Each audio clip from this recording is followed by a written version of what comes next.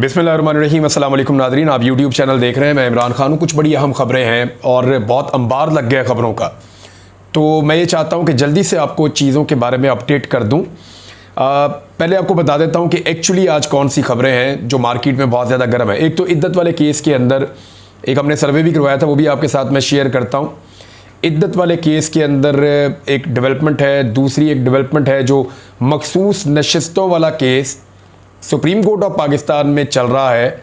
उस केस में बिल्कुल ही सिचुएशन अब बदलना शुरू हो गई है। मामला कहाँ चला गया और क्यों चला गया वो आपको बताता हूँ। अमरीकी करारदाद का जवाब तैयार करेगी ये हुकूमत, और क्यों करेगी और कहाँ कहाँ किस किस ने मुनाफकत की, सबूतों के साथ मैं आपको ये भी बताता हूँ। जबरी गुमशुदगियों के मामले पे अगर टाइम बचा तो आपको बताएंगे कि इस वक्त लाहौर हाई कोर्ट के अंदर से किस किस्म की खबरें सामने आ रही हैं। कारकुन दबाव डाल रहे हैं पाकिस्तान तहरीक इंसाफ के ऊपर लगातार, और वो दबाव बढ़ता जा रहा है। लेकिन जो सबसे बड़ी मेरी नज़र में खबर है इस वक्त, जो दुनिया से आ रही इंटरनेशनल न्यूज़ है, वो है जी बोलीविया में। बोलीविया एक मुल्क है। बोलीविया की आबादी जो है वो 1,30,00,000 के आसपास है, और ये साउथ अमरीकी एक मुल्क है। यानी एक नॉर्थ अमेरिका है, एक साउथ अमेरिका है, वहाँ पे बहुत सारे मुल्क हैं, उनमें एक मुल्क ये भी है। लैंडलॉक्ड मुल्क है ये, कहीं पे समंदर के साथ नहीं लगता। इसके चारों तरफ जो मुल्क हैं उनमें कुछ मुल्क बड़े मशहूर भी हैं, जिनमें पैराग्वे है, इनकी जो फुटबॉल टीम है वो बड़ी मशहूर है। साथ चिली है, पेरू है, ब्राज़ील है, और ये फुटबॉल एरिया इसको कहते हैं। यहाँ बहुत ज़्यादा दुनिया में जहाँ फुटबॉल खेला जाता है उनमें ये मुल्क शामिल है, और बड़े अच्छे फुटबॉलर यहाँ से निकलते हैं। यहाँ पे बोलीविया के अंदर वहाँ के आर्मी चीफ ने की बगावत और जमहूरियत को ख़त्म करने की कोशिश की, और फिर वहाँ पे क्या हुआ ये है जी पहली खबर जो मैं आपके साथ शेयर करूँगा। फ़ौज ने बगावत की कोशिश करते हुए सदारती महल और अहम मकामात पर कब्जा कर लिया। ताहम जो वहाँ के सदर थे लुइस आर्से, उनकी अपील पर बड़ी तादाद में वहाँ की आवाम बाहर निकल आई और उन्होंने फ़ौजी बगावत को नाकाम बना दिया। यानी पाकिस्तान में 4 दफ़ा मार्शल लॉ लगा है। ना अवाम ने परवेज़ मुशर्रफ के मार्शल लॉ को नाकाम बनाया, ना ही अवाम ने ज़ियाउल हक के मार्शल लॉ को नाकाम बनाया, और ना ही उससे पहले मार्शल लॉ की कोशिशों को पाकिस्तानी अवाम ने नाकाम बनाया। तो मार्शल लॉ दुनिया के मुल्कों में लगाने की फ़ौज कोशिश करती रहती है।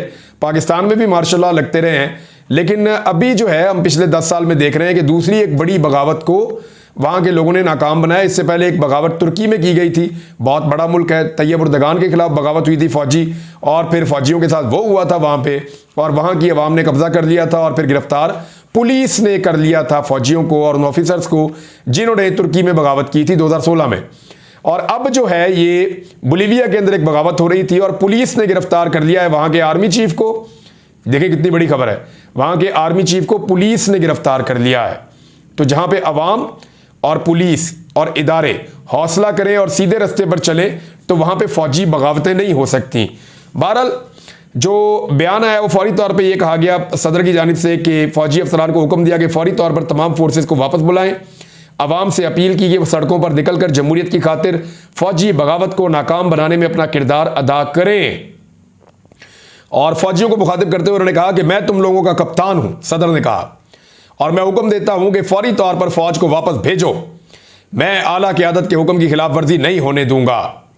हमारे एक सदर होते थे, वो बेचारे यही कहते रहे मैं आईनी सदर हूँ, आईनी सदर हूँ, लेकिन उनको हटा दिया गया। रफ़ीक तारड़ साहब, तो हमारे सदर की तो ये औकात होती है। हमारे आरिफ अलवी साहब जो सदर पाकिस्तान थे, वो इलेक्शन करवाने की उनकी औकात नहीं हो रही थी। यानी वो जो कहना चाह रहे थे कह भी नहीं पा रहे थे, जो करना चाह रहे थे कर भी नहीं पा रहे थे। लेकिन वहाँ सदर ने बड़े कॉन्फिडेंस के साथ पब्लिक को कहा, और फिर हमने देखा जैसे उनकी पब्लिक निकली और अवाम ने इस बगावत को मुतहर्रिक होकर कुचल कर रख दिया। बाद में पुलिस ने वहाँ के आर्मी चीफ को गिरफ्तार कर लिया। नया आर्मी चीफ जो है उसको लगाया गया, और उसने फौजियों को कहा कि तमाम एहलकार अपने यूनिट्स में वापस चले जाएं, और फिर लोग सड़कों पे जश्न मनाते हुए निकल आए। तो जनाब बहुत बड़ी खबर है, और इसमें सीखने के लिए बहुत कुछ है उन मुल्कों के लिए जहां पे डिक्टेटरशिप होती है, जहां पे जुल्म होता है, और जहां पे मार्शल लॉज लगाए जाते हैं, फौजी बगावतें जिन मुल्कों में होती हैं। एक और जो बड़ी खबर है, चले मैं आपको वो खबर पहले दे देता हूँ। इसहाक डार साहब ने भी कहा और रज़ा रब्बानी साहब ने भी कहा। अब ये वो लोग हैं कि जब अमेरिका ने पाकिस्तान के अंदरूनी मामले में मुदाखलत की थी तो ये मुंह में दही जमा के खामोश होकर बैठ गए थे। इनकी गैरत घास चरने चली गई थी। देखिए फ़र्क क्या है। आज अमेरिकी कांग्रेस बोल रही है, कोई एक आदमी नहीं बोल रहा, अमेरिका का पूरा सिस्टम बोल रहा है। 95% से ज़्यादा लोग बोल रहे हैं अमेरिका के, और वो ये कह रहे हैं कि पाकिस्तान में जो इंतखाबात हुए वो ठीक नहीं हुए, उनमें धांधली हुई है, और यही बात पाकिस्तान में भी लोग कर रहे हैं। अमेरिका ये कह रहा है कि ना सिर्फ पाकिस्तान में धांधली हुई बल्कि इंसानी हकूक़ की बदतरीन खिलाफ वर्जियाँ भी हुई, आज़ादी इज़हार राय को भी दबाया गया, झूठे मुकदमात भी बनाए गए। ये वो सारी चीज़ें हैं जो पाकिस्तान में भी लोग कह रहे हैं। अब इसको मुदाखलत करार दे रहे हैं। यानी हम भी तो बात करते हैं ना, कश्मीर में ज़्यादती हो रही, फ़लस्तीन में ज़्यादती हो रही, दुनिया में कहीं भी ज़्यादती हो रही, हम आवाज़ उठाते हैं। इसी तरह दुनिया भी आवाज़ उठाती है। हमारे मुल्क में ज़्यादती हो रही है, दुनिया आवाज़ उठाती है। हाँ, मुदाखलत किसको कहते हैं मैं अब आपको बताता हूँ। अब आजकल इसहाक डार साहब कह रहे हैं, या अजहर बानी कह रहे हैं जी ये मुदाखलत हो रही है हमारे मुल्क के अंदर, और अमेरिका को कोई हक नहीं पहुंचता कि वो ऐसी बात भी करे। हम भी उसके मुकाबले में एक करारदाद लेकर आएंगे, हम तो ताल्लुकात बनाना चाहते हैं लेकिन ये मुदाखलत ना की जाए। तो इसको ज़रा आप टेक्निकली समझें, ये मुदाखलत नहीं है, निशानदेही है, और ये वो जमहूरियत के लिए और इंसानी हकूक़ के लिए कर रहे हैं। मुदाखलत क्या थी मैं बताता हूँ। मुदाखलत वो थी जब आपके सफ़ीर को बुलाकर एक सेक्रेटरी ऑफ द स्टेट ने, एक नॉर्मल आदमी ने, एक उनके ऑफिसर ने बुलाकर, डोनाल्ड लू ने आपके जो वहां पे सफ़ीर मौजूद था उसको ये कहा कि इमरान खान की हुकूमत अगर तहरीक-ए-एतमाद में गिरा दोगे तो ठीक है, माफ़ी है, और अगर ना गिरी ना तो फिर तुम्हें उसके नताइज भुगतने होंगे। इसको कहते हैं मुदाखलत, इसको कहते हैं धमकी। उस मुदाखलत के ऊपर ये सारे चुप करके बैठे रहे बेशर्मों की तरह। और अब मुदाखलत नहीं हो रही, अब वो निशानदेही कर रहे हैं जैसे वो दुनिया भर में करते हैं। हम भी करते हैं दुनिया के मुख्तलिफ मुल्कों में। हमारा ओपिनियन होता है कि वहां ये गलत हो गया, वहां ये ठीक हो गया, वहां ये गलत हो गया, वहां ये ठीक हो गया। हम भी कहते हैं, हम मजम्मत भी करते हैं चीज़ों की। तो लिहाजा ये उस तरह की चीज़ को मुदाखलत कह रहे हैं। लिहाजा इनको जो पॉलिटिकली सूट करे इस मुल्क के अंदर, अगर वो मुदाखलत भी है तो ये उसको जायज़ करार देते हैं, और अगर इनको सूट ना करे तो वो मुदाखलत नहीं भी है तो ये इसको मुदाखलत करार देते हैं। ये है गंदी, घटिया और बदतरीन सियासत इनकी, जो दुनिया में पाकिस्तान को ना सिर्फ अकेला करती है बल्कि पाकिस्तान को बदनाम भी करती है। बहरहाल अमेरिकी करारदाद का ये क्या जवाब देंगे, ये इनमें इतना तप्पड़ ही नहीं है, ये इतने मजबूत ही नहीं है, इनके अंदर इतना हौसला ही नहीं है। वो इमरान खान था जिसने जवाब दिया था, और उसने एक जेन्युइन मुदाखलत का जवाब दिया था। उसने जवाब मुदाखलत का दिया था, उस वक्त मुदाखलत हुई थी। ये तो निशानदेही कर रहे हैं वो इंसानी हकूक़ के मामलात की, और उनकी रिपोर्टें दुनिया भर के मामलात पे आती रहती हैं। इंडिया पे आती हैं, पाकिस्तान पे आती हैं, रशिया पे आती हैं, चाइना पे आती हैं, सारी दुनिया के बारे में अपना मौक़िफ़ वो देते हैं। तो उनकी कांग्रेस ने करारदाद पास की है, तो अब कर लें अपने तरफ से आप एक करारदाद पास। बहरहाल जो मखसूस नशिस्तों वाला केस है वो भी आपको बताता हूँ, लेकिन पहले इद्दत वाला मामला जो है उसमें बड़ी सख्त ज़्यादती हुई है। मैंने एक सर्वे करवाया था, वो सर्वे आपके साथ मैं ज़रा शेयर कर लेता हूँ, उसका डाटा भी, कि मैंने पता करने की कोशिश की थी पाकिस्तान के अवाम से। लगभग 50,000 के करीब हमें वोट पड़े हैं, 45,000 से ज़्यादा पाकिस्तान भर से लोगों ने इसके ऊपर वोट डाले। मैंने उर्दू में सर्वे करवाया था, तो जो लोग पाकिस्तानी हैं उन्होंने इसमें वोट करना था। सवाल मेरा यह था कि आपके ख्याल में इमरान खान पर सबसे घटिया केस कौन सा बनाया गया है। 3 केसेस का मैंने हवाला दिया। इद्दत case, number 2 cipher case, number 3 corruption case. तो सिर्फ 3% लोगों ने कहा, 3% करप्शन वाला केस जो है वो गलत बनाया गया, इमरान खान पे ज्यादती है। 1% लोगों ने कहा जी साइफर वाला केस जो है वो गलत बनाया गया, ज्यादती है। 96% लोगों ने, 96% लोगों ने जिन्होंने वोट डाला, उन्होंने कहा जी कि ये जो इद्दत वाला केस है ये है घटिया, और सबसे बदतरीन केस जो इमरान खान साहब के ऊपर बनाया गया वो ये है। और अब जो है उस केस के अंदर इमरान खान साहब ने और बुशरा बीबी ने जो दरख्वास्त दी हुई थी, फैसला महफूज हो गया था कि जनाब हमें जो है वो रिहा किया जाए, सज़ा मुअत्तल की जाए जो हमें दी गई है। तो वो फैसला उनके खिलाफ आ गया है। 7-7 साल की जो कैद है उसको बरकरार रखा गया अफजल मजूका साहब की अदालत से। वैसे अफजल मजूका साहब को जब इस केस के अंदर जज लगाया गया था ना, तो मैं उस वक्त इस्लामाबाद हाई कोर्ट में मौजूद था। मेरी वहाँ पे अमले के लोगों से भी और कुछ दीगर लोगों से और सहाफ़ियों से बात हो रही थी, वकला से भी। तो उन्होंने कहा था जी अफजल मजूका साहब आ गए हैं तो इन्ना लिल्लाहि व इन्ना इलैहि राजिऊन।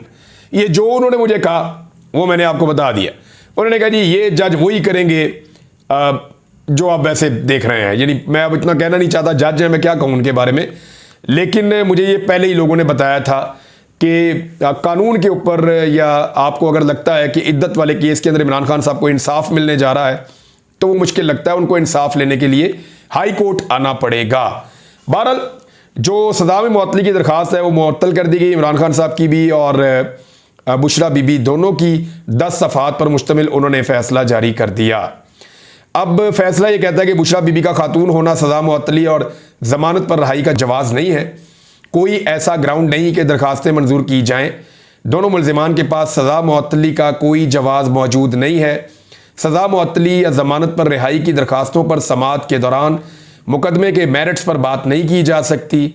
दोनों मुल्ज़िमान को दी गई सज़ा ना तो कलील मुद्दती है, ना ही वो इस सज़ा का ज़्यादा हिस्सा भुगत चुके हैं।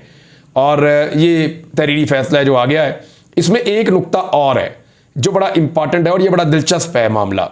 जज अफजल मजूका साहब ने कहा कि इमरान खान और बुशरा बीबी की इद्दत केस में सज़ा मुअत्तली की दरखास्तें मुस्तरद करने की जो वजह है वो इस्लामाबाद हाई कोर्ट के 2 रुकनी बेंच की जानिब से मरकजी अपीलों पर 1 माह फैसले की डायरेक्शन है। क्योंकि हाई कोर्ट ने कहा ये 1 महीने के अंदर मरकजी अपील के ऊपर फैसला करना है, लिहाजा जब मरकजी अपील पेंडिंग है ना और वो उसके ऊपर फैसला होना है अभी, तो सुप्रीम कोर्ट का ये एक फैसला है कि उस वक्त तक सज़ा मुअत्तल नहीं की जा सकती। तो एक चीज़ का हवाला देकर उन्होंने ये कर दिया। अब ये मामला पाकिस्तान तहरीक इंसाफ कैसे देखेगी, उन्होंने शदीद एहतजाज किया। आज उम्मीद बंध गई थी पाकिस्तान तहरीक इंसाफ के कारकुनों की कि शायद इमरान खान और बुशरा बीबी को रिहाई मिल जाएगी। वो बहुत बड़ी तादाद में अदालत के बाहर इकट्ठे हो गए थे, वहां रोला पड़ गया और इवन उन्होंने पाकिस्तान तहरीक इंसाफ के जो रहनुमा है उमर अयूब साहब वहां पे मौजूद थे, फैसल जावेद खान मौजूद थे, दीगर कुछ और लोग, उन्होंने पाकिस्तान तहरीक इंसाफ के जो रहनुमा है उन्हीं को आड़े हाथों लेना शुरू कर दिया कारकुनान ने और मुतालबा शुरू कर दिया जी एहतजाज की कॉल दें। आप लोग क्यों इतने आराम से बैठे हुए हैं, आप एहतजाज की कॉल दें, इमरान खान को ये ऐसे बाहर नहीं आने देंगे। कारकुनान के जज्बात बहुत ज्यादा भड़क उठे थे और बड़ी मुश्किलों से वहां से जो रहनुमा है कुछ निकले हैं।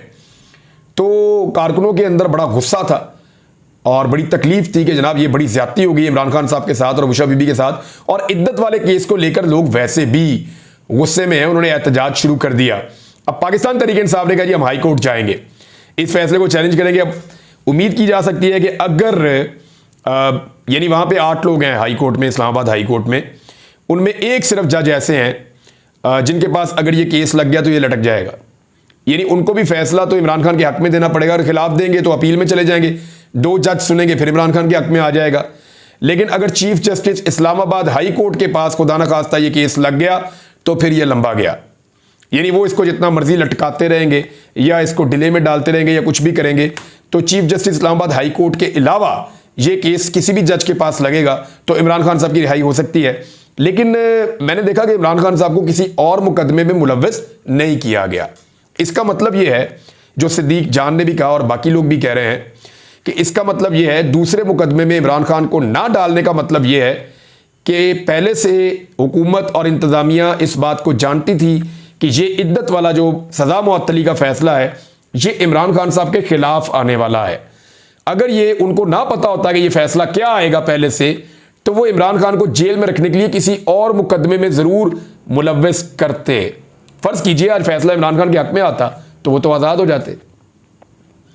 तो अगर हुकूमत को इस बात का ना पता होता, इस फैसले का पहले से इल्म ना होता, तो वो इमरान खान को किसी और मुकदमे में फिक्स कर लेते। जैसे शाह महमूद कुरैशी को पहले कर लिया था कि साइफर वाला उन्हें पता चल गया था, आइडिया हो गया था उन्हें कि जनाब ये साइफर वाला जो है ना, उनको आइडिया नहीं था, उनको नहीं पता था क्या फैसला आएगा, तो उनको जब उन्होंने उससे पहले ही बंदोबस्त कर लिया, शाह महमूद कुरैशी को 9 मई वाले मुकदमात में डाल दिया। तो इमरान खान साहब को किसी नए मुकदमे में नहीं डाला, इसका मतलब है हुकूमत को पहले से अंदाजा था। यह कहा जा सकता है कि हुकूमत को शायद पहले से अंदाजा था कि आज अफजल मजूका साहब की अदालत से फैसला इमरान खान के खिलाफ आने वाला है। अब आ जाए मखसूस नशस्तों वाला केस, वो केस बड़ी इंपॉर्टेंस हासिल करता जा रहा है। फवाद चौधरी ने बारदास्त में ये कहा, ये वाले इद्दत वाले केस में, कि इमरान खान ऐसे बाहर नहीं आएगा, उसके लिए आपको अदालतों के अलावा बाहर काम करना पड़ेगा। तो एहतजाज भी उसका एक रास्ता है। बहरहाल जो मखसूस नशिस्तों वाला केस है, वहां पे कादी फायद ईसा साहब पहले बहुत जल्दी में दिखाई देते थे। ऐसा लगता था वो चाहते थे कि आज ही फैसला आ जाए, कल ही फैसला आ जाए, आज ही जल्दी चलें, आगे बढ़ें, आगे चलें, हंसते हुए बस गुजार रहे थे जल्दी जल्दी। लेकिन फिर हमने अचानक देखा कि डेट्स पड़ना शुरू हो गई, यानी केस चला पहले मंगल वाले दिन और फिर बुध के बजाय जुमेरात की तारीख आ गई, और आज जुमेरात को केस चला तो जुम्मे की बजाय जुम्मा हफ्ता एतवार छुट्टी करके पीर वाले दिन की तारीख आ गई।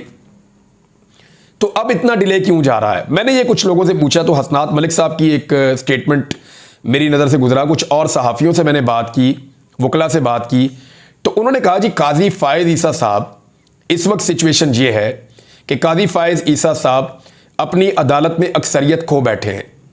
यानी मखसूस नशस्तों वाले केस में जब ये केस शुरू हुआ था तो जजेस की एक बड़ी तादाद काजी फायज ईसा साहब के मौक़िफ़ के साथ थी और बहुत मुमकिन था कि काजी फायज ईसा साहब ये सीटें जो मखसूस नशस्तें हैं ये पीडीएम की जमातों को देने में कामयाब हो जाएं और पीडीएम की जमातें भी इस माले गनीमत के भरोसे पर बैठी हैं कि ये माले गनीमत हमें मिल जाए, हम इन सीटों को लेकर 2/3 अक्सरियत हासिल करें, फिर अपनी मर्जी से इस मुल्क में जो मर्जी स्याह सफ़ेद करें, जो मर्जी कानून बनाएं, जिसको मर्जी एक्सटेंशन दें, जिसमें काजी फायज ईसा साहब की एक्सटेंशन का मामला भी शामिल है।